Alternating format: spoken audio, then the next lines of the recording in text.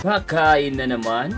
Yes! Dahil gutom na gutom tayo, naghanap nga tayo na maaaring makainan na unlimited dito sa Malate. At nakita nga natin ang unlimited KTV and hotpot. Ito daw yung sikat na unlimited hotpot dito. Kaya nga naman di natin palalagpasin at binisita natin ang unlimited hotpot na to. At ito nga ang CNK 1989 Hotpot Unlimited KTV and Hotpot located at Torre Lorenzo P. Ocampo Street, Malate, Manila. Malapit lamang to sa LaSalle University. At higit sa lahat, hindi lang siya isang floor, kundi dalawang floor, second floor at third floor ang sakop ng unlimited hotpot na to. Ang kanilang prices is from 599 pesos, Monday hanggang Thursday po yan. Then 699 pesos from Friday to Sunday. You can visit their official social media account for more information. Kung hanap nyo nga is pang malakasang hotpot, CNK 1989 is the best for that dahil open sila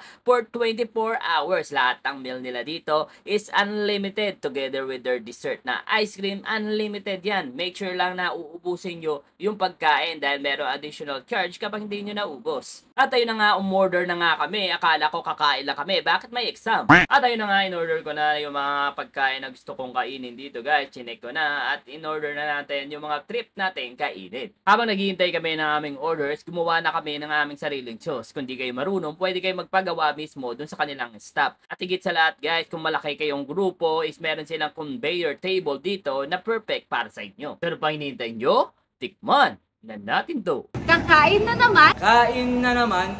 Yes! Dahil gutom na gutom tayo. Dahil gutom na nga tayo, sisimulan na natin ang ating pagkain. Amazing!